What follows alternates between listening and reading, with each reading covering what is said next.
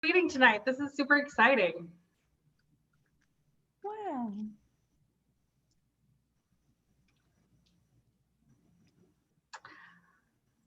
All right, is everybody in, Denise?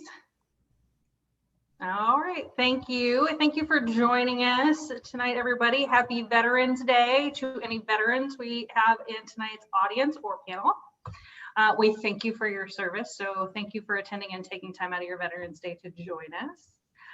Tonight's event is Imposter Syndrome, Understand, Adapt, and Overcome with Lindsay, Nicol. Before we get started, again, just thank you. And we have a sponsor for tonight, and that is Sana.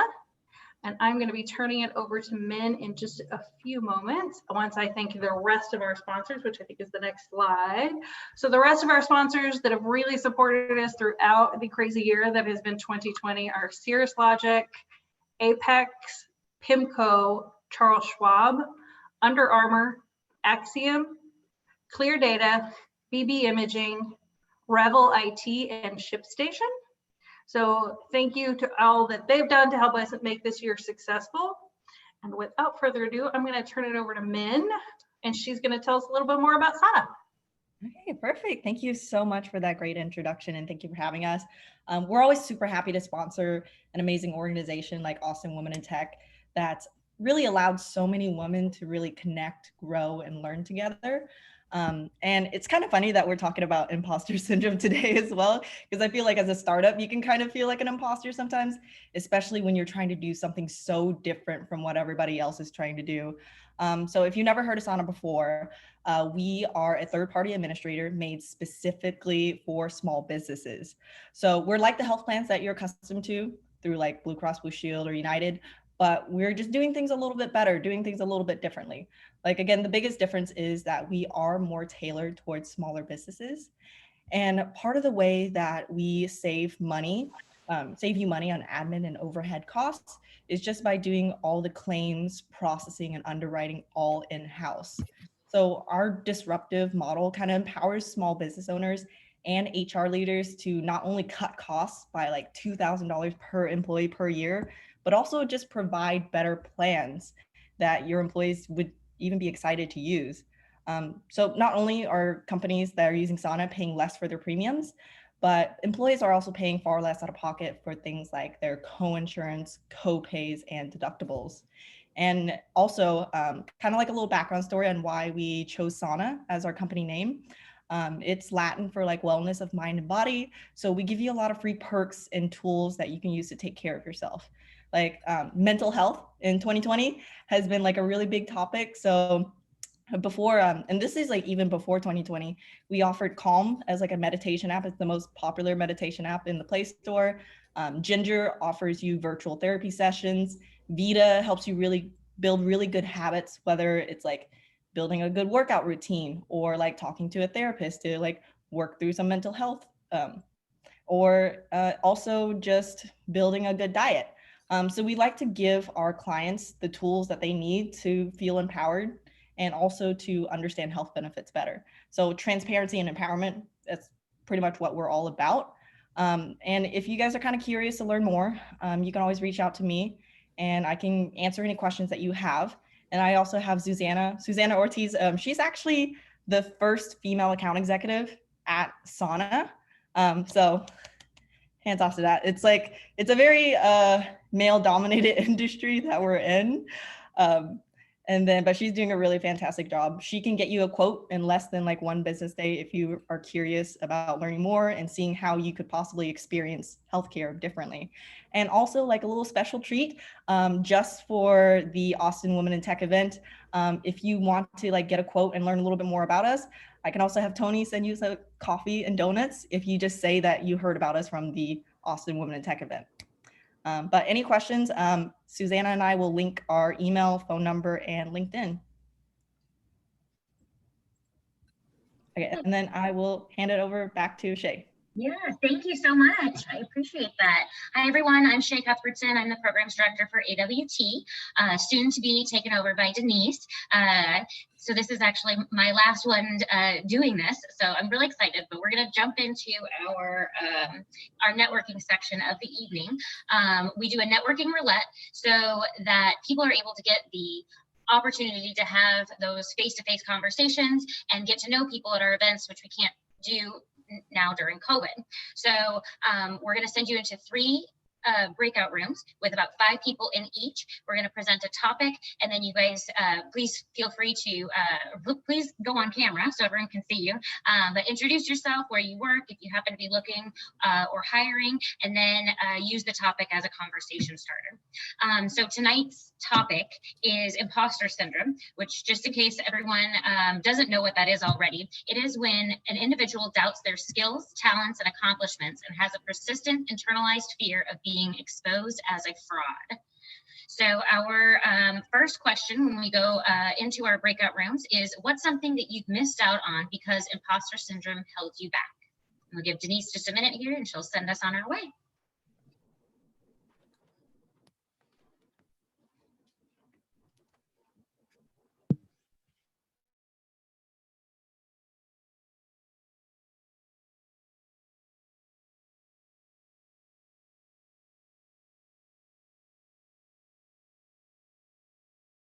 Had some great conversations. My 3 rooms were awesome, so I hope all yours were just as great. So we're going to jump into the presentation for tonight.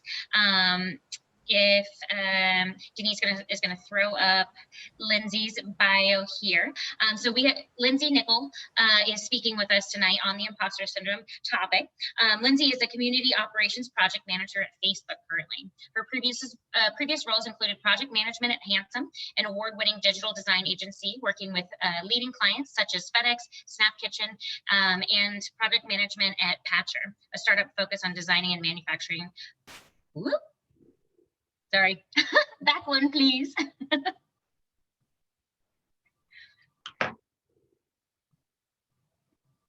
Perfect. Designing and manufacturing personalized circuit boards. Before managing digital projects, Lindsay spent a number of years in sales for large-scale companies such as Yelp and small travel startup building partnerships with boutique hotels all around the world. She also founded the San Francisco Culture Hub for Culture Trip, a digital publication with a monthly readership of around 19 million. Lindsay spends her off hours playing on the jungle mat with her 7-month-old and supervising the cleanup shift during meal times with her dog, June. Lindsay, I'll hand it over to you.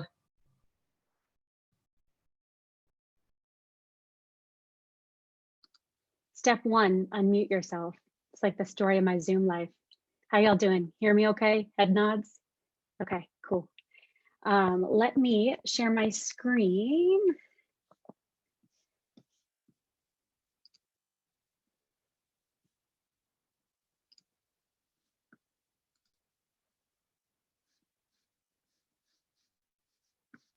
I also wanted to mention, sorry, before you get going, if anyone has any questions, please feel free to put them in through the chat. I'll be monitoring that and then reading them back out during the question and answer section. You can, of course, speak and do yours during that time, but if you want to throw any in, please feel free to. Awesome. Real quick, let me know if y'all are able to see overcoming imposter syndrome. You're good. And no meeting notes, correct? Correct. Yeah, you're good to go. Woo! It's the first time I've ever done that. That felt good. Awesome. Shay, thank you for introducing me. Thank you all so much for joining me this evening. I understand that collective Zoom fatigue that we're all feeling right now. It's pretty intense. So it's really extra meaningful that you're spending your Wednesday night with me, and for renewing your Austin Women in Tech membership. That's pretty awesome. I also want to have a special shout out to all the folks around the country who are actually able to tune in tonight. Heck, my father is joining at some point. If there is a silver lining at all with quarantine, it's really opened up our audience for a lot of remote education, which is pretty cool. So as she mentioned, I'm Lindsay. I'm a project manager at Facebook. I do want to give y'all a warning. My 8-month-old is eating dinner and having bath time. So if you do hear crying, it probably isn't my husband, but at least I hope it's not. It should be, it should be my daughter. So moving into overcoming imposter syndrome, this is something that's very near and dear to my heart. Years ago, I was leading a small cross-functional team here at an agency in Austin. And while my body was physically present, my mind was deeply unsettled. I had this nagging feeling at the pit of my stomach that I didn't belong in the room. That at any moment, someone from leadership is just going to come in and be like, "Oh my, Lindsay, you're still here?" And ask how I ended up there. It felt like they made a mistake hiring me. And because I've been told that I'm a good interviewer, I felt like, well, I'm probably just here because, I had a good interview, but I don't know if I'm really supposed to be here. And it's weird because if someone asked me like, "Hey, are you a good project manager?" I'd say, yeah, I am good. Cognitively, I knew that. But somewhere in the weeds of the day-to-day, I started feeling like a total fraud. Now, I had heard of imposter syndrome, loosely, kind of, you see it on talks, you see it in various podcasts, but I didn't actually really understand it until I went into a super deep dive in this thing. I started to uncover imposter syndrome symptoms, what they are, the steps that you can overcome it. I've read countless books, articles, watched videos, podcasts, and I really wanted to educate myself on the topic. And as a result of actually learning about this syndrome, the feelings of feeling like an imposter faded. There was something about knowing what this was and being able to contextualize it that I became free of a lot of thought patterns that really weren't helping me. And I'll be honest, I'd be lying if I said it was 100% gone. I'm a work in progress, like we all are. But I think it's important to recognize that just by you all being on this call tonight, you're going to start building some awareness and starting to recognize some of these symptoms. And it's a huge first step in starting to overcome this. So now that you are very comfortably seated and ready to listen, I'm going to ask for a favor. If you could grab pencil and paper, your phone to take notes, maybe the computer that you're on, something that you can do some quick math. If you have super strong mental math skills, awesome. I do not. So I'll just give you all just a second to grab those materials and we'll dive into what we're going to do.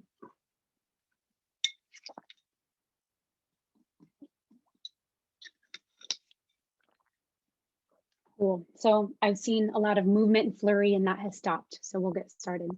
We're going to be taking a questionnaire. This is called the Clance Imposter Phenomenon Scale, KIPS. It was developed by Dr. Pauline Rose Clance in the 80s. And the questionnaire is really a way to kind of gauge our levels of feeling like an imposter. So it is important to note that these results are not an official diagnosis. It's just a useful exercise for self-evaluation, a cool tool, if you will. So I'll be going through a series of questions that look like this. You will then rank using just the numbers: 1 as not true, 2 as rarely, 3 sometimes, 4 often, and 5 true. There's about 20 questions, and I'll move through this rather quickly because we have a lot to go through tonight. So I've often succeeded on a test or task, even though I was afraid I would not do well before I undertook the task. 1 not true, 5 very true. I can give the impression that I'm more competent than I really am.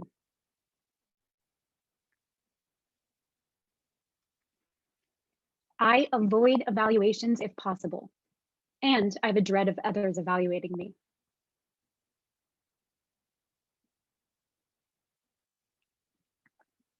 When people praise me for something I've accomplished, I'm afraid I won't be able to live up to their expectations of me in the future.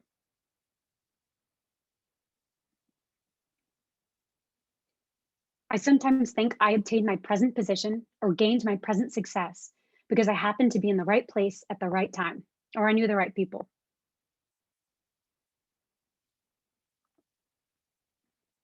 I'm afraid people important to me may find out that I'm not as capable as they think I am.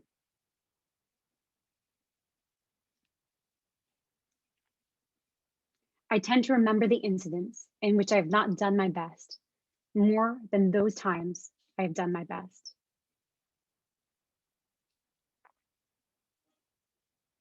I rarely do a project or task as well as I'd like to do it.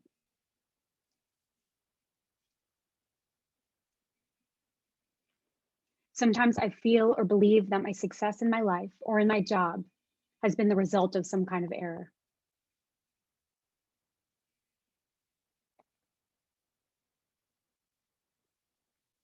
It's hard for me to accept compliments or praise about my intelligence or my accomplishments. At times, I feel my success has been due to some kind of luck.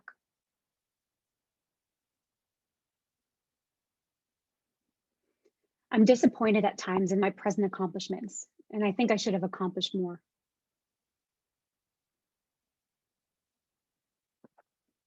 Sometimes I'm afraid others will discover how much knowledge or ability I really lack. I'm often afraid that I might fail at a new assignment or undertaking, even though I generally do well at what I attempt. When I succeeded at something and received recognition for my accomplishments, I have doubts that I can keep repeating that success.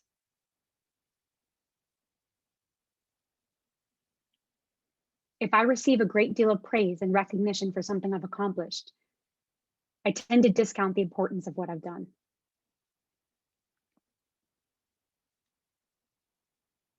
I often compare my ability to those around me and think they may be more intelligent than I am.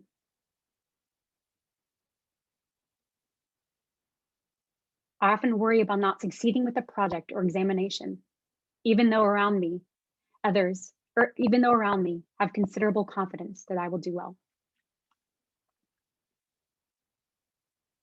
If I'm going to receive a promotion or gain recognition of some kind, I hesitate to tell others until it's an accomplished fact. The last one, I feel bad and discouraged if I'm not the best, or at least very special in situations that involve achievement. So I'll give you all some time to do some math, calculate those up, and we'll go through the results.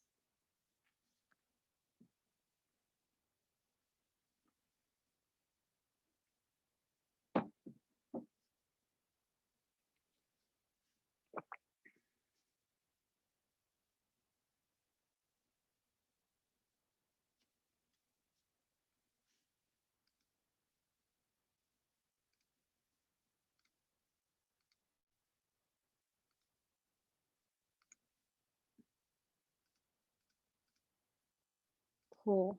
I'm starting to see some people looking up at me. All right, let's take a look. So if you feel comfortable, I'd love it if y'all would raise your hand or actually use the reactions at the bottom of your Zoom link and put up a thumbs up on this score. Now, obviously, you don't have to say a word, but it might be kind of useful to start seeing the scores that people have around you. So let's see, raise your hand or click on the reaction emoji. If you have a score of less than 40, you probably have fewer characteristics for feeling like an imposter, and it's likely that this doesn't really impact your life. Not seeing a ton of 40s. I got one. Awesome. Cool. 41 through 60. So raise your hand or click on emoji if you have a score between 41 and 60. These are moderate imposter experience. For sure. Few of those. Cool. 3, 5, 6. Awesome. 61 through 80. Raise your hand or click a reaction if you have a score between 61 and 80. This might mean you frequently experience feelings of feeling like an imposter. This might have a large impact on your life. A lot of thumbs up here. A lot of hands up here. Yeah. Above 81, intense imposter feelings. Does anyone have that score? Yeah. Awesome. Thank y'all for your honesty. A lot of thumbs up here. This is very intense feelings of feeling like an imposter. Obviously, the higher this score, the more frequently and seriously this imposter phenomenon interferes with your life. So we've talked about this a little bit, but what really is imposter syndrome? The quote here says it's a belief that you're inadequate and incompetent, and an incompetent failure despite evidence that indicates you're skilled and quite successful. But what does that sound like? It sounds like I got lucky. I was in the right place at the right time. If I can do it, anyone can do it. It's only because I'm likable. They must let anyone in. Whew, someone made a mistake. I had a lot of help. I had connections. Or my personal favorite, they're just being nice. You ever felt like that? Oh, they just, employed me at this company because they're just nice. The craziest thing about imposter syndrome is that studies have shown up to 70% of people have experienced something like this. Y'all, 70%, that feels remarkably high. Not only that, but imposter syndrome disproportionately affects women, people of color, those in the LGBT community, those with disabilities. And there's a lot of reasons why this is, and we'll be going through those reasons in this presentation. So the other day when I was having a conversation with my mom about this topic, she'd actually never heard of it. She asked me, why is this bad? And I think it's a really fair question, and the answer is important. When you feel like a fraud, you're so much more likely to abandon your dreams. You're likely to self-sabotage. You're likely to overwork yourself just to show how hard you work. You're likely to feel dissatisfied in your output and your work and your day-to-day. You're likely to decline opportunities. And you refuse to celebrate your success. Not only that, but instead of feeling moments of success, you only have feelings of relief that you didn't get caught. And that sucks, right? Like that sucks. You deserve to own and celebrate your successes. You're here for a reason. You're in this room for a reason. You are capable. But why do we feel like we're not? The thing that was so interesting when I was doing this research is that I had always thought that there was just imposter feeling, right? Like, yeah, I just have this feeling. But according to Dr. Valerie Young and numbers of researchers after her, there isn't just one type of imposter. Young identified 5 different types of imposters. And you can go through life identifying with one of these. You might switch between the context. They might rear their ugly heads once, and then they might dissipate depending on where you're at in your life. So I'm going to walk through these. And what would be really neat is if you could pinpoint the one that you thought that you were most like recently. And after we go through these, we're going to be splitting up into small groups so we can discuss. So again, as you're looking through these, which of these could you most identify with most recently? And I'd love to hear about the context as well, where they appeared. All right, the perfectionist. So perfectionists set absurdly high expectations for themselves. And even if they met 99% of their goals, they're still going to feel like failures. Any small mistake will make them question their own competence. So does this sound like you?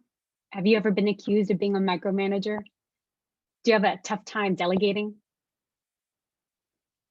If you don't meet your expectations, do you convince yourself you're not deserving of a job, and do you ruminate about it for days? Do you feel like your work must be 100% perfect all the time? The expert. Experts measure their competence based on what and how much they know. So believing they will never know enough, they fear being exposed as inexperienced or unknowledgeable. So questions like this, do you shy away from applying to job postings unless you meet every single requirement? I feel like I should raise both arms and both feet. I'm so guilty of this. Are you constantly seeking out trainings or certifications because you think you need to improve your skills to succeed? Even if you've been in your role for some time, can you relate to feelings like you don't know enough? Or the natural genius. So when the natural genius has to struggle or work hard to accomplish something, he or she might think that they're not good enough, and they're used to skills coming easily. So when they have to put that effort in, their brain tells them it's proof that they're an imposter. So questions for you. Are you used to excelling without too much effort? Do you have a track record of getting A's, gold stars, in everything you do? Were you told frequently that you were the smart one as a child in your family or your peer group? And do you often avoid challenges because it's uncomfortable to try something you're not great at? The soloist. So soloists feel like they have to accomplish tasks on their own. And if they need to ask for help, they think that they're a failure or a fraud. Do you feel firmly that you need to accomplish things on your own? I don't need anyone's help. Does that sound like you?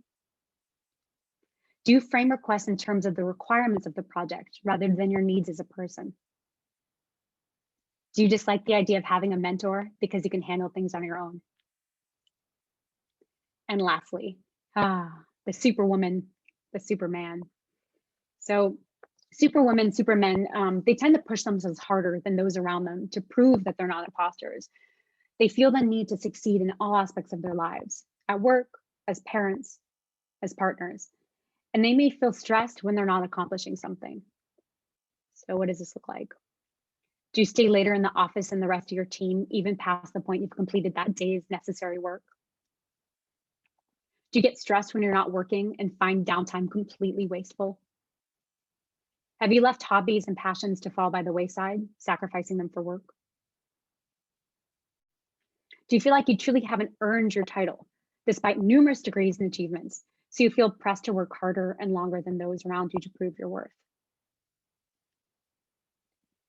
So we're gonna break out into groups, quick introduction, just a, hey, my name is, and let's answer this question. Which of these imposter types have you felt most recently and in what setting? And for the record, I'm just here to learn is a perfectly acceptable answer, or I'm not comfortable speaking about this, totally fine. This should just be something that you're comfortable with. Again, these are the perfectionist, the expert, the natural genius, the soloist, superwoman, supermen. And which of these have you felt most recently and in what setting? So Denise, if you don't mind breaking this out into groups of about 4, that would be fabulous.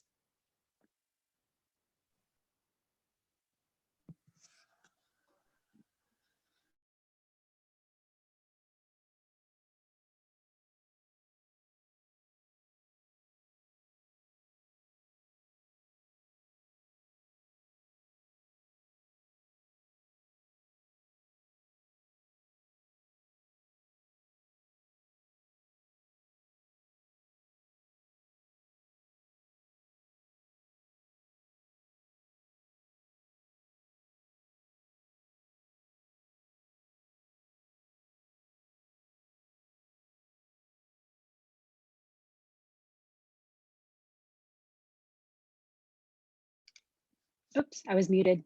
That's the worst. Are you all able to see my presentation? Yeah, Yes. and not my notes. Cool. I'm bad. Cool.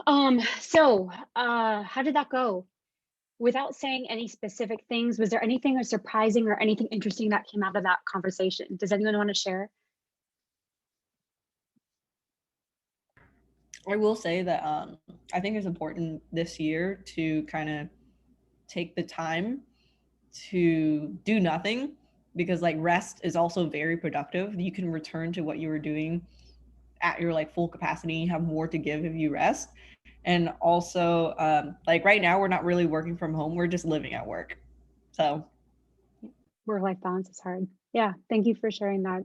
Does anyone have anything else that they thought was interesting that came out of this conversation, or something they'd like to share? Yeah, I totally agree that, you know, it's, I totally agree on that, that it's hard to convince yourself to, it's okay to do nothing or get nothing done on the weekend. And it's like, you know, but it's just like, okay, we have to recharge or the week is going to be unbearable.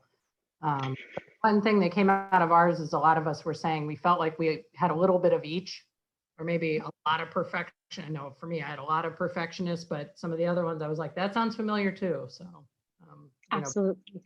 those.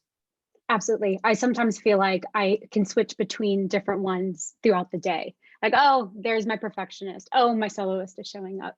I just feel like they're like little personalities that live inside of my brain sometimes. It's great. Well, thank y'all for sharing. Let me get back into this. Cool. So we've touched on this a little bit, but I think it's really important to highlight 7 reasons why you might feel like an imposter. Dr. Valerie Young, didn't just stop at defining the various other imposters.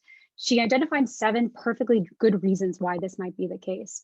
Now, I have a feeling every single one of you on this call will definitely be able to identify with the first one and maybe a few more. You were raised by humans. Yeah, unfortunately. Your family, your teachers, your coaches, other significant adults in your life have had a profound impact on shaping your early self-identity, which in turn impacts your confidence, how competent you feel, how successful you feel today. The messaging that you received as a child has a really lasting impact. So, and we heard this a lot actually. Maybe as a little girl, you were told to stay humble, stay quiet. You shouldn't celebrate your wins. Let your brother do that, but girls don't do that. Maybe you were labeled the smart one. So as a result, you feel like you have this really immense pressure to stay the smart one. Maybe your accomplishments weren't even noticed at all. So like you brought home straight A's and no one was around to be like, hey, you did a really good job. So when people are complimenting you at work, you don't believe them because you're not used to hearing positive reinforcement on the work that you've done. Or maybe on the flip side, everything you did was lavish with praise. So as a result, if you don't get immediate and positive feedback for everything that you did, you feel like you're a failure. Hilariously enough, I actually got this from waiting tables. And if anyone was a waitress, you might experience this as well. When you wait tables, you get instant money. It tells you instantly how successful you are. And getting used to a salary actually messed me up because I was like, well, how do I know if I've done a good job every day? And it took a really long time to unwind from that. When you look into your childhood, you're going to see a lot of messaging. And so that first step is just to understand and recognize when that happens. And it's so important to realize that our value doesn't really lie in some label that our great aunt gave us when we were 6 years old. I mean, I sure hope that we've grown since we were 6, right? Another reason that you have feelings of imposter is you're a student. So it's no surprise that imposter syndrome runs rampant with students. Their knowledge is literally tested and graded practically daily. Now, this isn't just for high schoolers. It's getting your master's, getting your doctorate, heck, starting the onboarding of a new job, you're a new student, right? All of these opportunities are so right, like a fool, asking the wrong question, saying the wrong thing. In fact, the higher the achievement stakes, the more likely we are to wind up feeling fraudulent. So, you know, if you're a new student, if you're starting a new job, if you're learning a new skill, it's so important that you write this little mantra down and you repeat this to yourself every morning. I am a student. I am here to learn. I am supposed to feel stupid. I want to repeat that because it is so important. I am a student. I am here to learn. I am supposed to feel stupid. Giving yourself grace in a time when you need to learn is really good practice. I bet a number of people might relate to this one too. You work in a culture that feeds self-doubt. So a place where we spend 40 hours plus a week is going to have a huge impact on our mental health, for better or for worse. So a toxic work culture can greatly exacerbate any feelings of unworthiness. Like, take note of the conversations that are happening around you. Are there spirited debates that are turning pretty hostile? Are you surrounded by egos, one-upping, infighting? Another side of the coin is, do you even feel safe asking for help? Is it comfortable admitting a gap of knowledge? Is it a sign of weakness? Take note of the types of communication styles that are happening around you. Determine if they're bringing you up or bringing you down. Now, there's a lot of intakes that will determine whether you're happy at work. And I encourage you to include this as an important intake because you're spending a lot of your day here. Don't you want to be at a place that encourages and fosters a feeling of education and safety? You work alone. Where's my freelancers at? Yeah, heck, let's all my quarantine folks. Where are we at? It's a little lonely, right? It's really hard right now. So, you know, working alone obviously has its perks. There's not a ton of micromanaging. No one's really telling you what to do. Especially if you work alone, it's not really a hostile work environment unless you can't stand yourself, in which case you probably don't want to just work by yourself. But you really don't have management feedback. You have no one to bounce ideas off of or decisions off of, which can create this kind of like feedback loop of like, I don't really know if this is the right move. So it's really easy to second guess yourself. And if you can find a way to work next to someone, even if they have no idea what you do, just to rubber ducky. Hey, I'm going to talk to you about something. You probably don't know what I'm talking about, but would you just be a listening ear for me? Dogs work really well for this. My dog listens to a number of things that I'm having right now in my orientation and problems that I'm having. I explain all of my tech issues to her. There's also a ton of Slack channels, especially for freelancers. Austin Women in Tech has a Slack channel. I will pitch that one out right now. There's also a ton of great online communities like Digital Nomads. So just trying to find online communities or people that you can start working alone can really help starting to combat these feelings of lonely. You work in a creative field. Where's my creatives? You have some creatives in here? My husband's a designer. I feel like I have a front row seat watching this.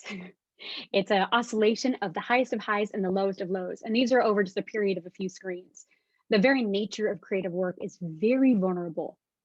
And there's nothing like vulnerability that can lead you to feel inadequate. The thing is that creative work's really subjective. There's no right or wrong.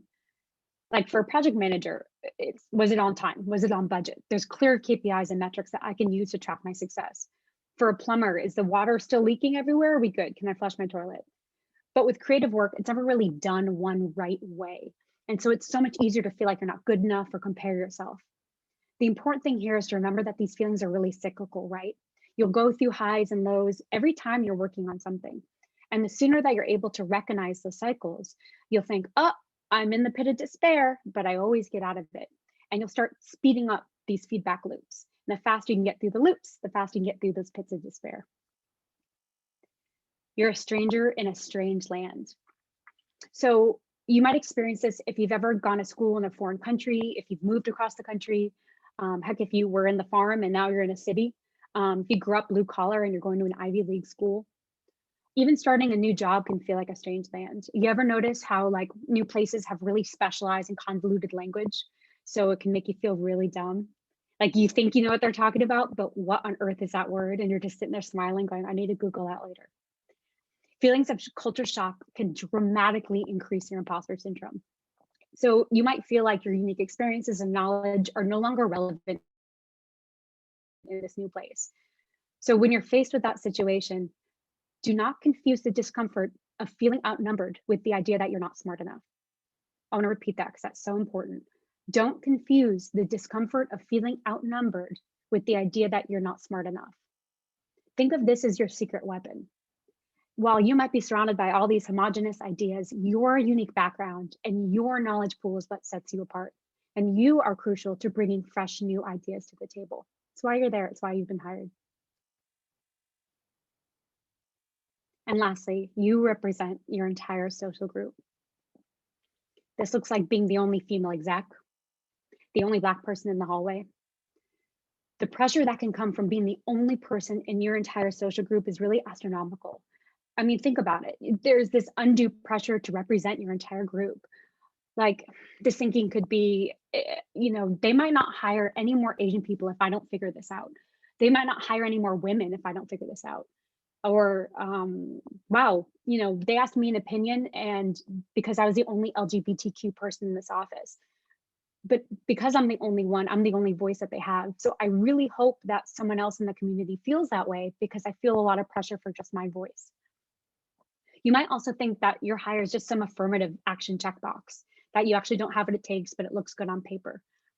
I could count countless reasons why diversity in the workplace is so indescribably important. I mean, homogenous workplaces have limited pools of diversity of thought and opinions. It puts pressure on token team members. Absences of representative roles and mentorships can also exacerbate the feelings of otherness.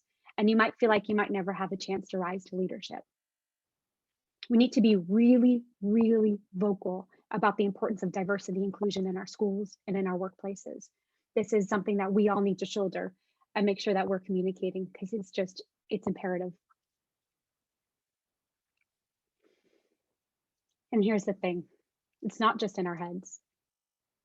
There are a number of unconscious biases happening around us at all times. And I could actually probably do a talk on biases alone because they're super interesting and they're worth diving into deeper.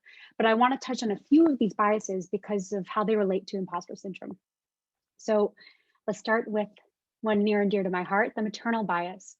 This is when your colleagues view mothers or pregnant women as less committed and less competent to do their jobs. So there was actually a study done in Science Mag a few years ago where identical women's resumes were submitted, except one of the applicants referenced being a coordinator for a parents group. That mother was 79% less likely to be recommended for hire, half as likely to be recommended for a promotion. And she was offered an average of $11,000 less in salary than the non-mother. And the worst part is the fathers who had that title of being a coordinator for a parents group, they were perceived as 5% more committed and they made $4K more. Maternal bias. Performance bias. So this is when it's assumed that some people are much better at certain tasks than others based on stereotypes. And these can be assumed positive stereotypes, like certain groups being better at math, and the not so positive stereotypes, like certain groups can be lazy. You can see performance bias happening all throughout your workplace, especially if there's a lot of emphasis of men doing certain things in leadership positions, and women are better at maybe taking notes. The affinity bias. So this is interesting. This is actually one that I committed this a lot. I had no idea that this was such a bad thing. And I slapped previous me on the wrist on this one. This is our unconscious tendency to get along with others who like us. So this is where that term culture fit can be really problematic. So if you've ever been on the other side of hiring and you hear, well, will they be a good culture fit? This is affinity bias. This is why we often see white men with similar backgrounds sitting on the same board of advisors. Gender bias. So this is where men and women are straight up given preferential treatment over women. So one study actually found that both men and women prefer male candidates. So much so that a man is generally 1.5 times more likely to be hired than a woman. And this can tie into the likability trade-off bias. So this is this bias where gender stereotypes conform to the narrative that men are likable leaders. It's because we expect them to be assertive, and women are unlikable leaders when they try to be assertive because they're supposed to be kind and communal. So Sheryl Sandberg in her book Lean In actually cites an experiment where professors selected the resume of a real female entrepreneur who was really successful and noted for her personality. And the woman, her name was Heidi, and she was placed on one set of identical resumes, and a man's name, Howard, was on the other side, right? So half of a group of business school students read one resume and the other half the other. The students rated Heidi and Howard as equally competent. However, Howard was judged to be likable and a good colleague. Heidi, however, was seen as aggressive, selfish, and not someone who would be a team player and someone they wouldn't like to work with. So these biases are happening all around us at all times. So when you feel like sometimes you're being gaslit or going crazy, it's really important to start to recognize these so that you can start contextualizing.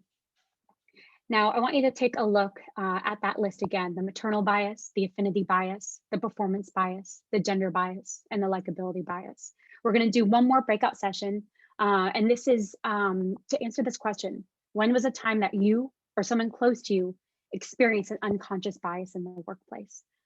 So Denise, we can just split up in the same groups just to make it easy, and we'll just give ourselves 5 minutes.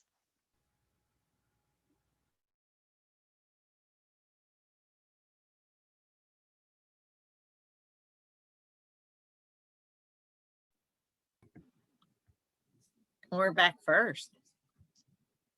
Good. Give me time to get this set back up.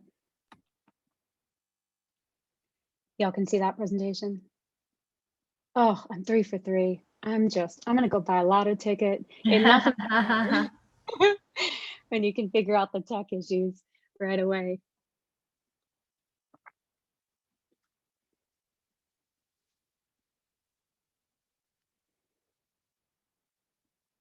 All right, so do we have everyone back? Looks like we have a good amount of folks. Cool, so let's keep going. Welcome back. How did that go? Does anyone have anything that they want to share, a personal experience or something that they thought was really interesting in that conversation?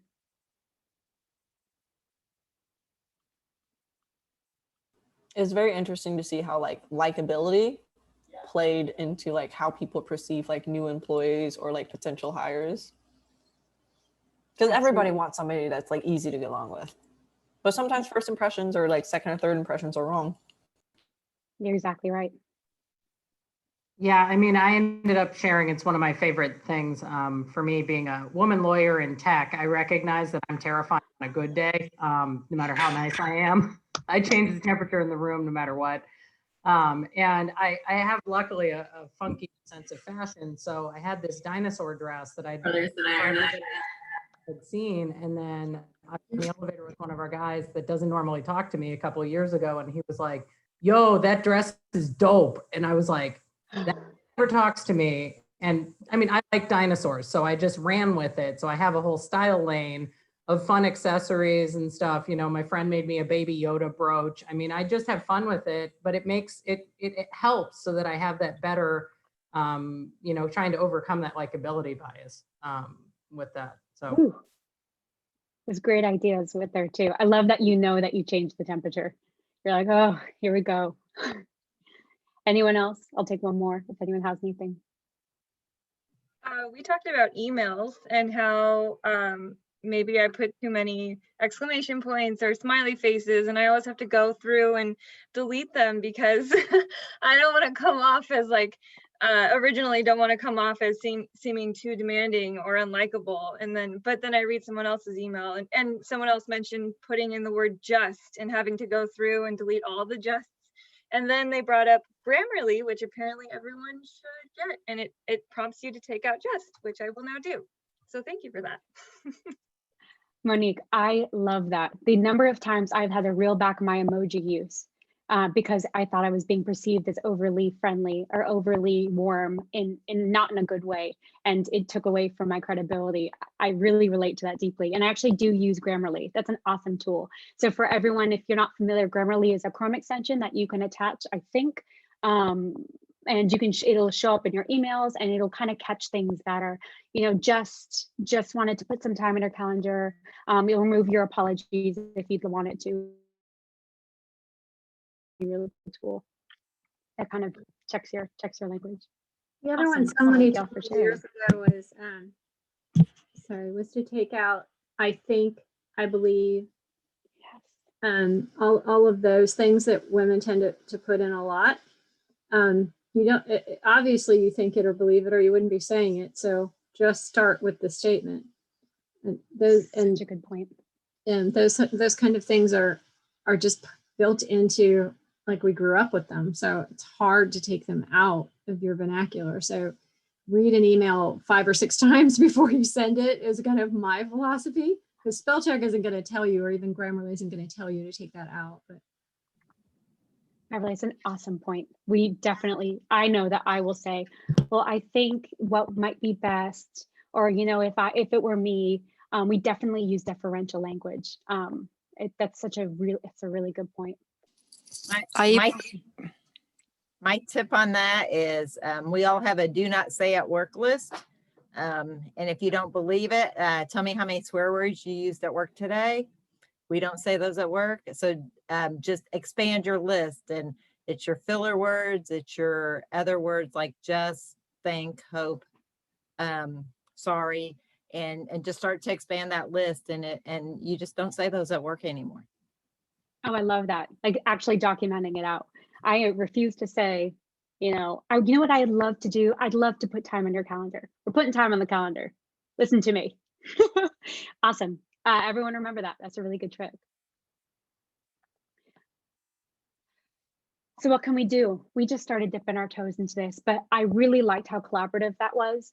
So I'm going to be going through a number of things, but if anything inspires you or excites you, please jump in. The collective we is stronger than I right now. Awareness. So I spent a lot of time on what this is and how it presents, because having awareness is the biggest step forward in contextualizing your experiences. So I cannot recommend this book enough. If y'all are interested in this subject and you want to go deeper, The Secret Thoughts of Successful Women, Why Capable People Suffer from the Imposter Syndrome and How to Thrive in Spite of It, by Dr. Valerie Young. She really goes into the details. I wish I could have had you all for 8 hours. You would have been bored to tears by me, but there's just so much good juju in this book. Can't recommend it enough. I actually got it for free using the Libby app, Libby. It's an app that lets you connect to your local library, and you can listen to it or read it on your phone or Kindle for free. Talking to your friends and family about these experiences. Also, you know, showing up to a talk and talking to people about this. I hope it felt a little bit cathartic hearing how common this is and how we're all feeling this. I mean, 70% of people is no joke. One of the great things about talking to your family and friends about this and letting them know that you're feeling this way is that not only are you going to be probably surprised that they've had these feelings themselves, but also since that they know you so well, they're able to give you a much more well-rounded perspective. Like maybe someone says, Lindsay, you're crap at giving presentations, but like, damn, your mac and cheese is good. You know, hey, that matters, right? I'm not just the work that I produce. I'm not just who I am at sitting at this desk. I also can be a good mom. I can be a good dog mom, whatever that is, to give you a little bit more well-rounded and give you a little more perspective. If you find yourself having a really tough time, schedule some time with therapists. They're trained to identify, support you with these feelings. And if you're not comfortable going in person right now, for obvious reasons, there's a ton of online resources, including this app. I don't know if y'all have heard of this. It's called BetterHelp. It actually allows you to text somebody, and so you can have text conversations whenever this comes up. I thought it was pretty cool. And lastly, recognize when it makes sense to feel fraudulent. You know, we talked about a number of those reasons, so 7 reasons why you might feel like a fraud. You're a student, you just started a new job, you work alone, you're the only woman in the room. Recognizing these circumstances happening outside of yourself allows you to reframe things. So, hey, even if I feel stupid right now, it doesn't mean that I am. There's so many factors that are happening around you that are influencing how you feel. So we talked a lot about the different types of imposters. And what's cool about this is you're going to actually start being able to recognize these personas when they start appearing in your brain space. There's this idea of being able to name these people as they come in. So, you know, Penelope the perfectionist, you've arrived. You know, when that person just comes into your brain and you're aware of them, you can start disrupting these patterns that would normally accompany personas. So say, you know, Penelope the perfectionist shows up. Let's actively limit a time. So say you spend 10 hours working on something, cut yourself off at 5. Start disrupting these patterns that you know that your perfectionism is providing for yourself. If you're an expert and you're somebody that has to take that extra seminar or has to read that extra book, try to practice just-in-time learning. Just-in-time learning, instead of hoarding all the knowledge and feeling like you have to have all the information all the way up front. See what it looks like if you're just, as it comes up, learn a little bit about it, use that applied knowledge, and move on. The natural genius. So this one is one I feel deep in my bones. I feel like this has been me for most of my life. I'm really, really, really bad at being bad at something. I've quit an incredibly embarrassing number of musical instruments. And what I try to do is, instead of becoming disappointed that I failed at something new, I decided to get really good at being bad at something. I'm going to be the best sport in the room. I'm going to take the biggest swing. I'm going to miss. I'm going to have a smile on my face, because people really like a good loser. No one likes the sore loser. See if you're able to get good at being bad at something. It's a weird reframe, but it really allows you to start feeling better about maybe not doing so good. And then you can keep at it. The soloist. So if you're able to, force yourself to delegate. And this could be small. This could be, hey, I'm going to ask 2 people to look at this and give me feedback. I'm going to ask 1 person to maybe help me with the intro. I'm going to have somebody fill out 1 section of the sheet. If you know that you like to do this, forcing yourself, this week I'm going to do this, is a really small milestone that you can start taking. And you might start feeling good when you start realizing how much more productive you are when you're able to start outsourcing. The superwoman, the one that needs to be perfect. So for this one, you need to take a deep breath and look around you. And I don't mean on Instagram where everyone's perfect. That's manufactured. Don't look at that. I'm talking about the messy houses, the overfilling laundry bins, those mediocre non-color coded Excel sheets. You know what I'm talking about. Revel in mediocrity. People are always lowering their standards, and they're doing that because they want to enjoy their lives. It doesn't matter that everything is perfect. No one really likes a perfectionist, to be honest with you. So if you're able to lower your standards just a little bit and meet people where they're at, you might find that you're able to enjoy your life a little bit more. Strategizing. So perhaps we don't want to wait for these imposter symptoms to arrive. Perhaps we want to practically strike while we're feeling inspired. What does that look like? Leaning into our strengths. So our society has this weird self-improvement slant, right? Like we always feel like we need to improve our weaknesses. You know, that's not a strong point for me. I really need to own that and really work on that. And sure, there's absolutely room for improvement in these places, and there's value in that. But what we don't really hear is, are you leaning into your strengths? or what are you good at? What inspires you? What motivates you? What gets you in the flow? Can you follow that more? You're so much more likely to bring value and something really remarkable into this world if you just lean into the things that really excite you, those strengths. It could probably help you forgive your weaknesses too.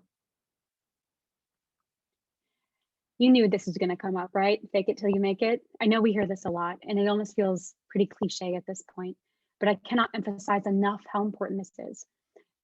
Good posture and head nodding have gotten a lot of people really far in life.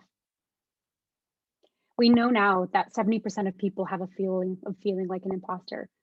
So look around that room, look around your Zoom room, and recognize that you're in good company. There's a genuine comfort in that. There's a lot on faking it till you make it. And if you are interested in this, I do recommend that book I mentioned earlier. There's chapters and chapters about how you can do this effectively and not feeling like a BS artist. Following your fear. So Eleanor Roosevelt famously said, do one thing every day that scares you. I feel like it's slightly ambitious, but the sentiment is absolutely fabulous. I want you to think about something that you wish you could do right now, but fear is holding you back. Take a second, think about that thing. Now think about the absolute worst case scenario if you failed.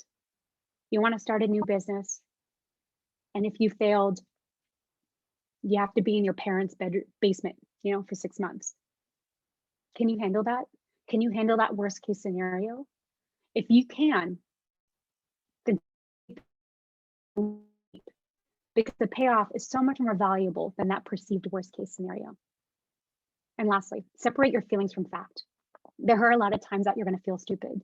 It happens to everyone from time to time. But realizing that just because you feel stupid doesn't mean you are stupid. Just because I feel angry doesn't make me an angry person. Just because I feel sad doesn't have to make me a sad person. Our feelings are separate from our facts. You are smart. You are capable. It's okay if you don't feel like it today.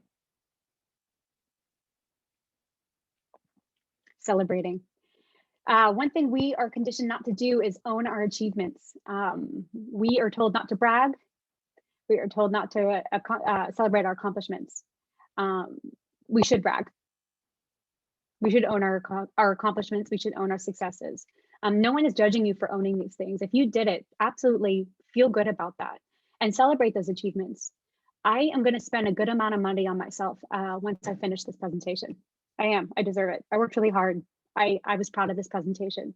And so I'm going to go spend some money on myself, and it's going to be really frivolous, and my husband can have none of it. And it's so important that we celebrate ourselves and celebrate our achievements and don't just feel a sense of relief that it's over, that you didn't catch me on anything. We deserve to feel things. We deserve to feel good. And as a friendly reminder, when someone compliments your work, thank you is a perfect response. We don't need to deflect. We don't need to explain why it's unwarranted. One tool that has been really useful to me, and you actually talked a little bit about this as a concept, but a really tactical thing that you can buy yourself, and I actually have it with me right now, is a 5-year journal. Have y'all seen one of these? So a 5-year journal will actually, you can get it on Amazon or a bookstore, but it asks you one question and you can answer it once for 5 years. So March 20th, we'll have a question and for 5 years. And I actually am finishing my 5 years in the next 2 weeks. The power of something like this is you can really see how far you've come. And when you want to measure your goals and measure your strengths, you want to do it not from somebody else, but from yourself. And it's been really cool for me to watch the goals and things that I had set out for myself get accomplished in real time. It's a powerful thing. Find a fan, ask for positive feedback, ask for your mentors, your coworkers, your mama, your kid. Ask the people that care deeply about you. Ask for positive feedback when we're feeling like we need it, and put it somewhere. Create an email box, a little folder. I had a physical mailbox for a while that I literally would write down notes and put the mailbox on my desk. And when I was feeling down, I would just read these positive reinforcements. Take care of yourself, create a safe space for you to feel good about your achievements. Educating others. So finding opportunities to teach those around you. Get involved with new hires, new students, new members of the team. There's no better way to feel like you know something than teaching someone who knows nothing, right? Same with working with kids. I have an 8-month-old, so I can say this, they're dumb. Kids are really, really, really dumb. And it feels really good to know so much more than a baby. And more than that, I love watching the skills that she is learning, because she has to learn those. Like, you don't come out of the womb using these fingers. You have to learn that. And when you can understand that you have months and months of work ahead of you to learn how to put your pincer fingers together, you can really understand how powerful it is that you are who you are today, because it took a lot of work. Volunteering. This is a no-brainer. It's intrinsically good for you. It's intrinsically good for the community. I personally found a lot of joy at working at the computer labs at the Arches, the homeless shelter downtown, because I was feeling kind of self-conscious about how much I know about tech. And I was working with people that just needed help turning the computer on or writing an email. It was a really, really rewarding experience. And lastly, do a talk on a subject that interests you. So I actually got into this space because one of my biggest fears was talking in front of crowds about work. I could do it for theater, I could do it for improv, but actually talking about things related to my work really freaked me out. So one of my strategies for directly attacking my own personal imposter syndrome was forcing myself to get in front of an audience and sharing these things that I learned. It's honestly why I'm here today and doing this in front of you. Whatever you have to say, I promise you it's interesting, and I'd love to go to that talk. Message me, I promise I'll be there. So I want to leave you all with an anecdote. I think this thing absolutely cracks me up, and it's a really good reframe, and it's a really nice narrative. So there was a New York Times column writer, Belly Rollins. She was doing research on an article called Chronic Self-Doubt. Why does it affect so many women? And one day Rollins, she worked with BC. She said, when you're on a story, do you ever think it's not going to work out? Sure, he said merrily, all the time. Well, don't you worry about it? Sometimes, he said, not sounding so sure. Well, when it doesn't work out, do you usually figure it's your fault? Well, no, he said, sounding sure. Well, suppose it is your fault. Does it make you feel terrible? Nah, he said. She goes, why not?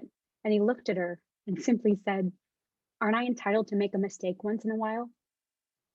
Aren't I entitled to make a mistake once in a while? There's something really profoundly human and simple about that I feel like I forget. We need to adopt a mindset that we are humans.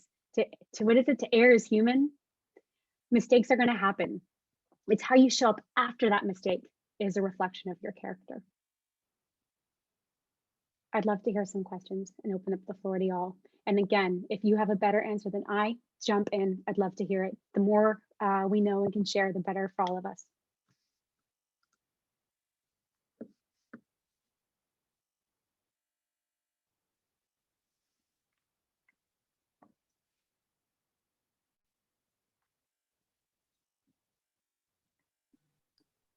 I'll go ahead and kick us off while people are still thinking about that. But Lindsay, first of all, this was great. This, I feel like, was the talk I needed to hear for the past few months. But, you know, you mentioned that imposter syndrome is something, you know, you felt and you dealt with and you're working through. What are some things you do to keep yourself in check? Do you have like a daily checklist of things you do? Do you check in with yourself weekly? What does that look like? Oh, I love that. So I don't have it in front of me, but I have this really neat daily workbook that I have with me, and it's cool. It tells me I can list out my tasks for the day. I can list out a few things that I'm grateful for, any of the hobbies or things that I'm trying to work on and improve on. And as part of that, the thing that I like to check in on myself is, how do I feel about myself today? How am I feeling? And there's this mind frame that I've been kind of working on, and I think it's pretty powerful right now, because where we're at with COVID and the fact that we're in quarantine and we don't know how long it's going to be, I kind of check in on myself and I wake up and I say, is this a productive day or am I surviving today? And that question, am I productive or am I surviving, is kind of how I shift and I shape my day. And if it's a surviving day, I recognize that I need to be a lot kinder to myself, really watch my negative self-talk and just really get through it. And if it's a productive day, I'm not worried about that anyways. Awesome. Thank you for that. We do have a question in the chat about the computer lab in Austin. Would you remind us which one you said you worked at or volunteered with? Absolutely. Yeah. So the homeless shelter, the Arches, it's right downtown near 6, 7. Someone don't quote me on that. Terrible directions. Thank you. Yes, person with direction, 7th and Red River. There is a number of different opportunities to volunteer there. You can work at the front desk, you can work a mailroom, you can actually help at dinners. But I found the computer lab there really, really rewarding. There's people that open up the lab, people can come in, you can help them with email, help folks, apply to the job that they're looking for. It's a really rewarding experience. Thanks. We do have another question. Is there a Spotify playlist you can share with us that we can listen to at work, working out, or being at home? Oh, I'm so embarrassed by this. I will admit, I listen to white noise. I literally listen to like, so if you're into that sort of thing, boy, do I have a playlist for you. But I'm not someone that can listen to words. However, if anyone has one and you want to share it, please throw it in the chat or send it out, because Lord knows we need it. Yeah.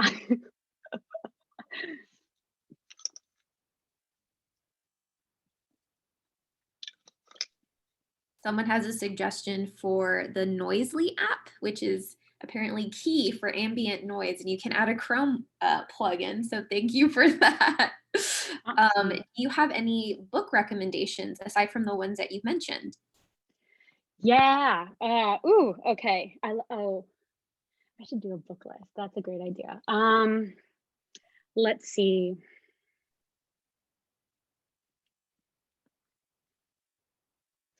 I have to admit, one kick that I'm on right now, admittedly, is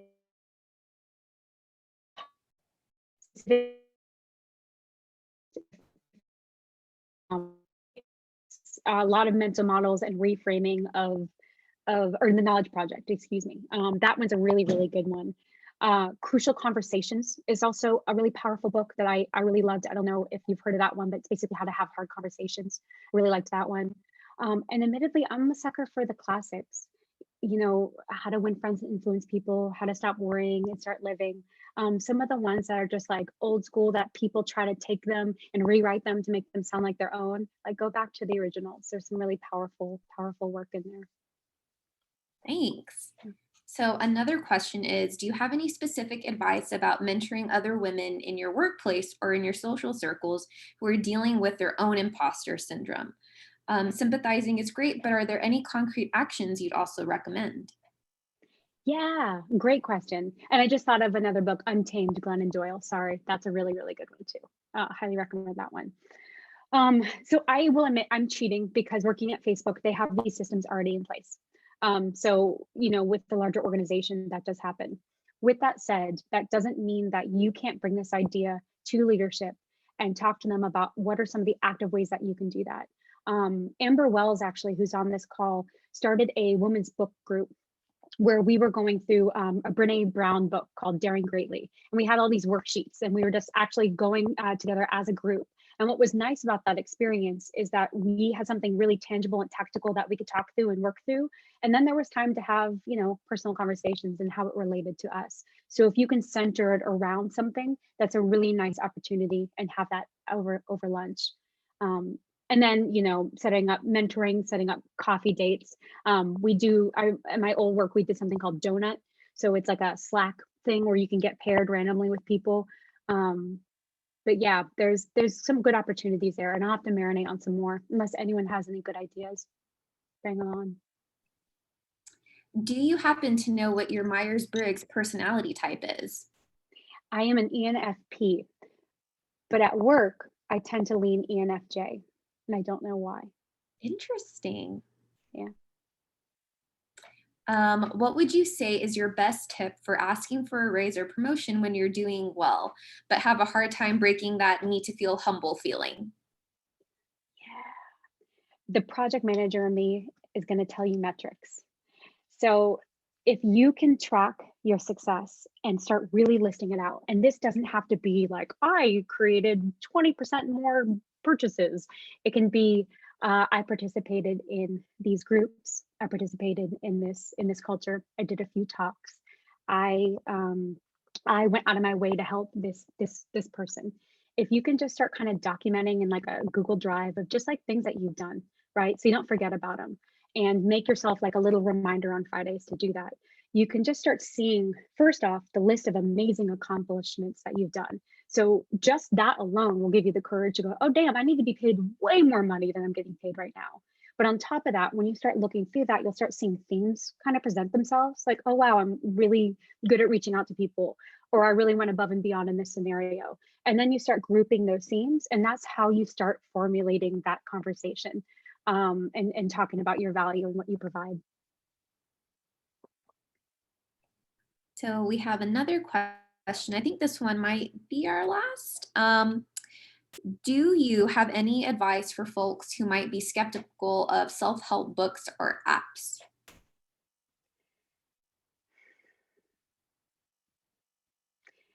I can be a skeptic. I feel this very deeply. I sometimes think I went through a phase where I needed to read all of these books. This is my natural genius coming out, right? Like, I need to work on myself. I need to read these books. I need to feel better about myself. I'm going to consume all these things. And I just started, it was mindless, right? It was just kind of this like, yep, be good. Yep, eat well. Yep, do yoga. Okay. Oh, I should meditate. Sounds great. Yep, yep, yep. It's all kind of the same spoon-fed thing. And I think one of the better things that you can ask yourself is, what am I actually trying to solve for? What specifically is a problem for me? And when you can get a little bit more hyper-focused and a little bit more targeted, you can start kind of pushing through some of the overwhelming crap that's out there and really hone in and focus on the thing that you're interested in. And I think that it'll be more meaningful, and you're able to actually apply that to yourself a little bit more. Because sometimes I feel like I read those things and I'm just, I don't know. Thanks. I will open the floor to see if anyone else has any last minute questions they want to get in that they maybe thought of. If not, I think I hand it back to Shay after this, if that sounds right. So yeah, thanks. Does anyone have any other questions that they'd like to ask? Ms. Lindsay? And I forgot the slide, but I do have, my email is lcnicol86@gmail.com. If you think of something that you really wanted to ask me but didn't want to ask here, or you remember it at midnight, whatever it is, my inbox is open. I would love your feedback, the good, the bad, the ugly. And thank you again, everyone, for listening to me talk for a really long time. I appreciate it. Thank you. And if you want to add that into the chat so people can jot that down, we do have a recap email coming out about this event that'll have the recording. It'll have everything that goes through the chat. And I think we're actually going to do the who's looking and who's hiring section next, which I believe is going to be Dom. So I'm going to hand it over to her. Go ahead, Dom. Awesome. Thanks, Shay. So this is the signature part of our events where we open the floor to those who are looking for a new position or people who are hiring for a new position at their company. You can put it in the chat and I will read them out loud, or you can just unmute yourself and let us know.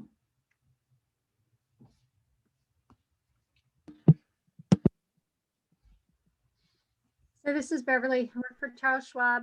I don't have any personally, but on my team, we are hiring some contract delivery leads, which is basically a scaled agile specialist who will make sure that we are executing on our acquisition of TDA. I don't know what the locations are on that. It will vary by team. But if you see something on the website and you're interested in it, feel free to reach out to me. There is also a program director role, which is the same role that I have or similar for one of our big initiatives. They were looking, I believe, for California or Westlake, not the one in Austin, but the one up by DFW Airport.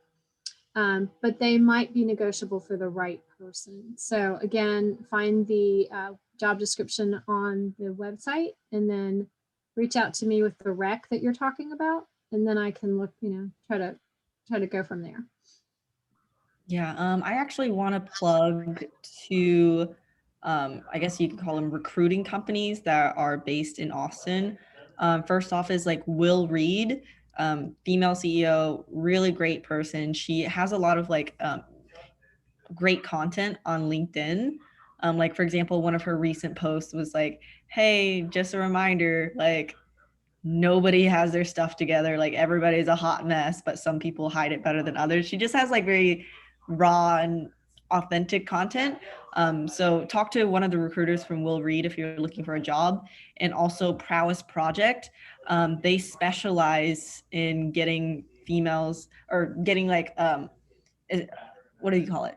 Getting returning mothers who are trying to get back into the workforce and trying to explain like the gaps in their job history. So they specialize in getting like women and then like women who are coming back from maternal leave back into the job force. Really both great companies, like both small businesses. Prowess Project, I actually met her at the Austin Business Journal like Mentor Monday, which is another organization that you should check out if you're looking to do like some speed mentoring. Is actually really cool. I think they were like the last one, they had like 30 C-level executives from all over Austin. And yeah, it was like she started her company about like maybe like 2 years ago, and she already like tripled the size of her company during 2020, which is already really impressive. If you're growing during 2020, you're obviously doing something right. Yeah, totally. Thank you for sharing those resources too. We had someone in the chat say, hi, I'm a data science instructional associate looking for an entry-level data analyst opportunity. And that link is in the chat. Is anyone else hiring? So I'm not hiring, but my name is Kat and I'm a student right now. I'm I guess I'm in my junior year, but I'm looking for an internship in data science for the summer. So if anyone does know of any opportunities, I'll go ahead and put my email address in the chat. And I'll be in Austin for the summer. Wonderful, Catherine, that'd be great. Thank you so much, guys.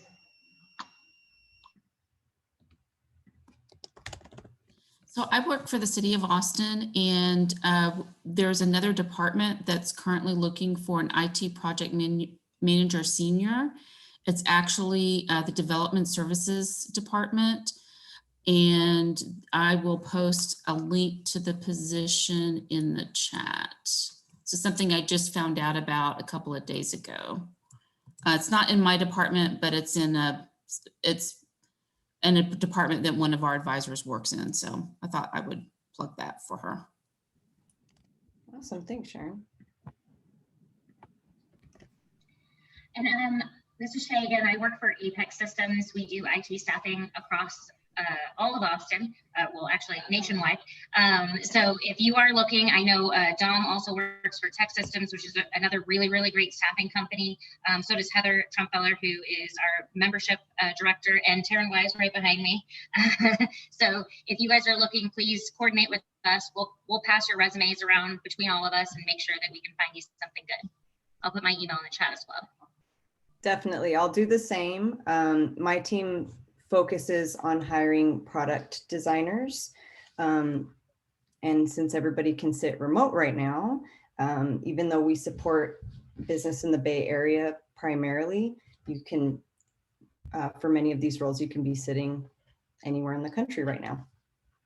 And like Shay said, all of this will be going out in a recap email. So if you all feel that you're missing any information, I'm going to have it all listed out. So contacts, links to the roles discussed and everything else. Awesome. Thanks. Oh, sorry. Go ahead. Go ahead. No, I wanted to dovetail on your introduction, Shay. My name is Leah Eitland. I'm with Experis IT. I'm a national account manager, so I am responsible for working with clients across the country. I focus mainly on financial services, but technology is my wheelhouse. So whether you are a technologist looking for a new position, or if you are looking for technologists. I will put my email in the chat, and I'll make sure that you get connected with the right person, either in your industry or who is looking for a role in your area. Thanks. Thanks, And Levi. Shay, so I'm Diane Kenyon. I'm with Charles Schwab as well, and I know Beverly hit on her positions. I currently have several contract positions, 2 senior project managers and 2 project coordinators. Our project coordinators normally have 1 to 3 years of experience doing some level of project management. So if you're interested in those, I stuck that in chat, and I put my email address in there. You can just reach out directly.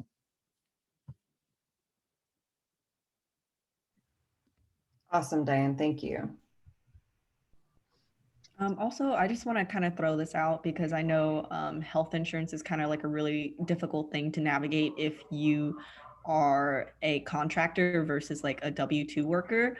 If you're trying to lower your health insurance costs, talk to your company to tell them to look into a health insurance company called Oscar. They're very similar to Sana, but they offer individual health benefits. And like this year, if you're trying to cut back on your costs and your budget, like health insurance is one of those things that it can make a really significant difference, whether you're a 1099 contractor or whether you're like a W-2 worker.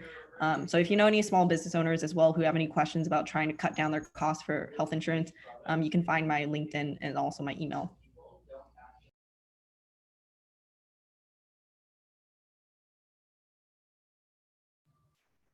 Awesome. Thank you so much, everyone. I wanted to thank everyone for coming tonight and attending, and a really, really big thank you to Lindsay for her presentation and Sana for making this possible. Thank you all so much for coming.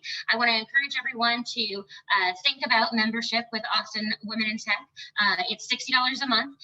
As a member, you have access to our Slack channel, which someone was talking about earlier, and all of the great networking and jobs that come out and articles that are posted within that, as well as when we have our events, they're free to all members. So there's a lot of perks. And $60 a month. Oh, sorry, I meant $60 a year. Sorry. Let's not terrify them. Yeah, that is true. Thank you for catching. Price went up, guys. One's a cost and one's a value. Exactly. Yeah, there you go. Thank you for catching that, you guys. And then, and if Denise, if you can pop up our last slide on here, we have our upcoming event, which is our last event in November, which is Tuesday, November 17th. It's our virtual hackathon. It's from 5:30 to 8:30 p.m. And then we will have the hackathon presentations, which will be our last event of the year, which is Thursday, December 3rd from 5:30 to 7:30 p.m.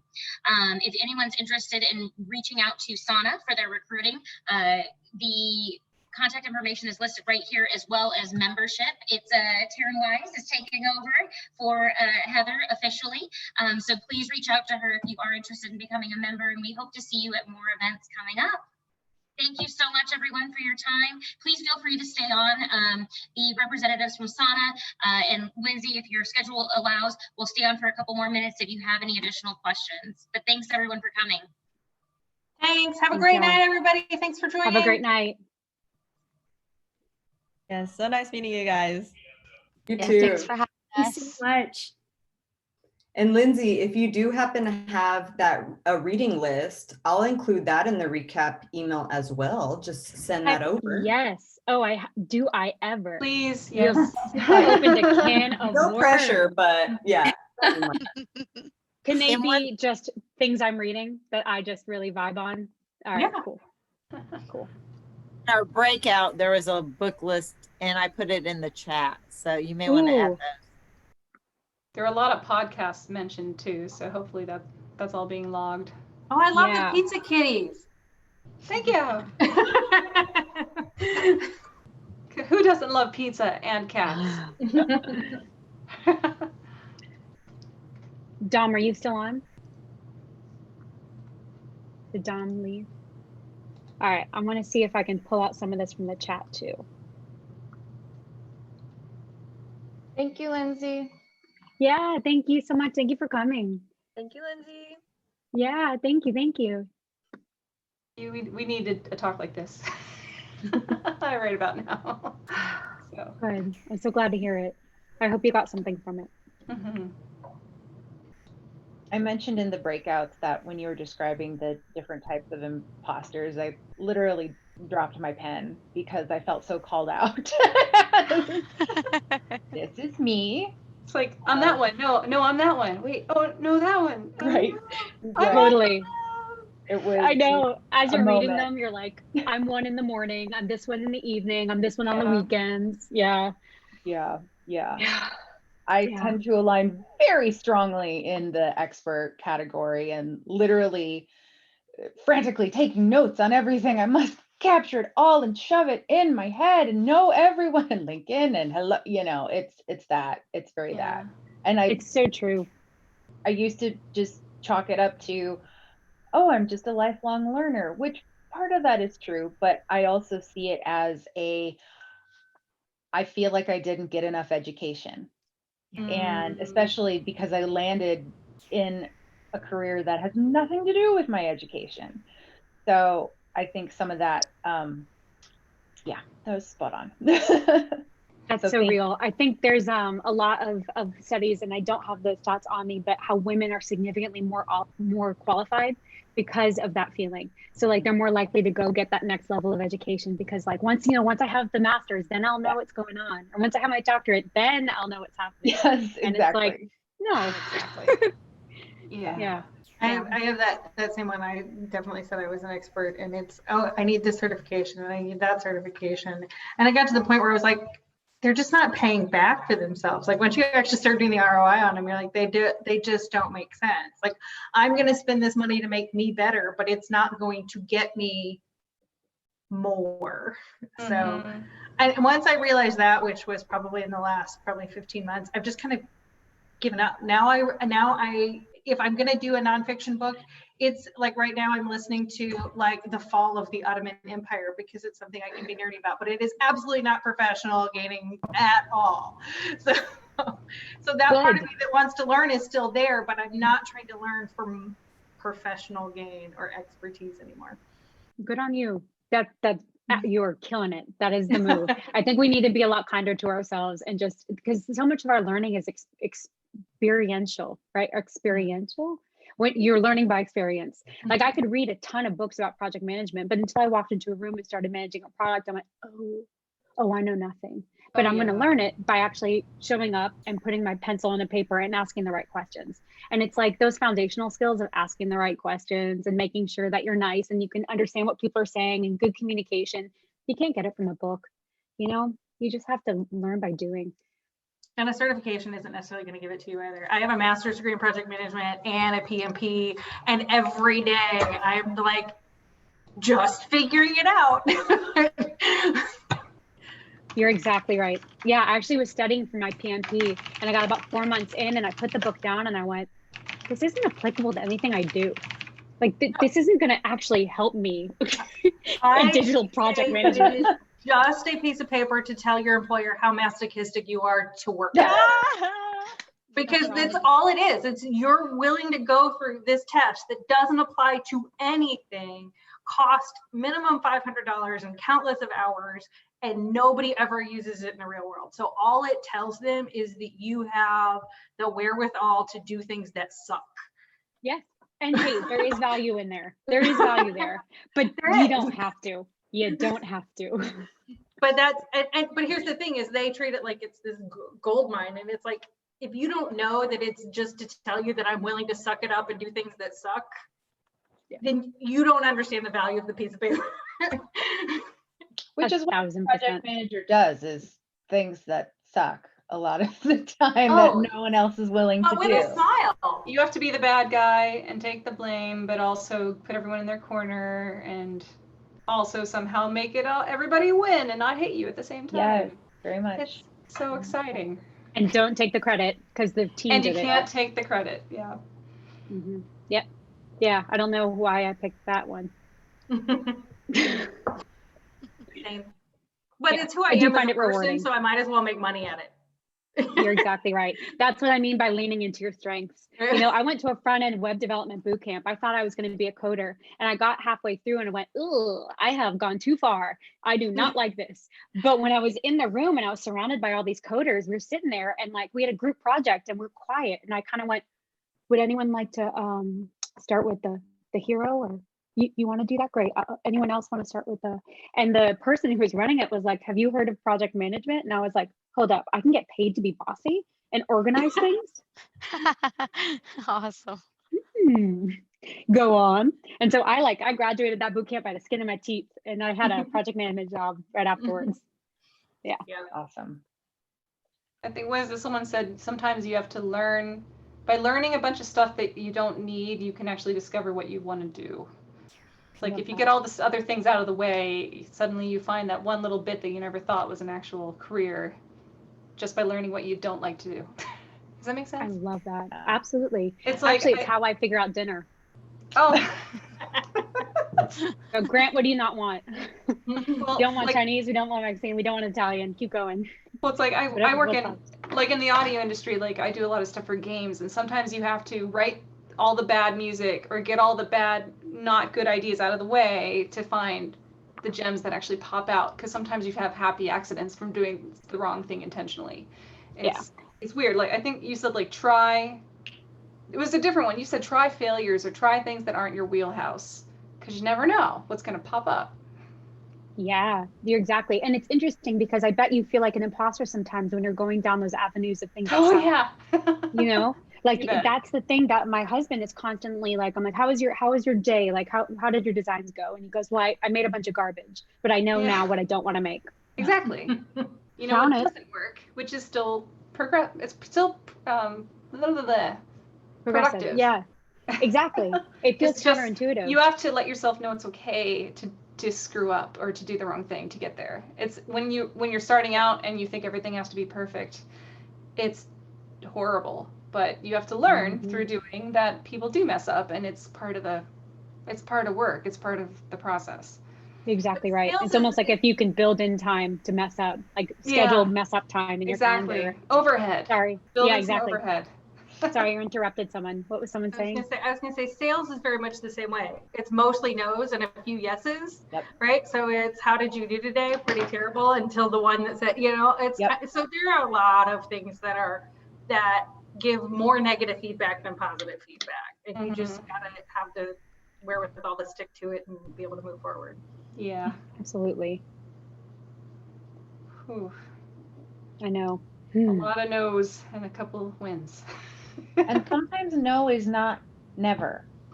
It's just not now. And that's something I literally drew a little picture around the phrase that I wrote out. A lot can happen between now and never, to stop myself from saying, well, I'll never do that, or I'll never be able to do that, or I'll never get there, because of that perfectionist, because of that, you know, like I want to make sure I do it right.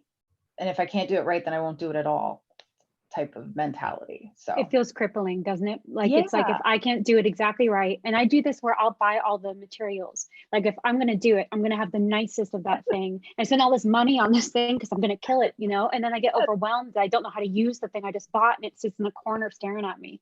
Like I think a lot of people did that with quarantine, right? Because we're going to all have these new hobbies. We're going to be so productive. We're going to produce all these great things. I've done nothing. Nothing. You have an infant, like you have a newborn. You've done great things. Yeah, and this is my superwoman talking, right? Like, yeah, I have a newborn, but you know what I didn't do is write a book. So look at me fail. You know, we can't catch ourselves a break. Tiny human alive. You did a great thing. Yeah. No. Nah, she takes care of herself at this point. She's 8 months. She's hanging out. She's fine. The first 5 years is really just making sure that they don't injure themselves, or, you know, I mean, that's really it. If we could put them in hamster wheels, it would be a lot easier. It could just keep going. They're fine. Where is it? Ding, ding, ding, ding, ding. Yeah, you know. I just bought her one of those hamster tubes. Yeah. She can crawl through. Just close off both ends. Just have fun, honey.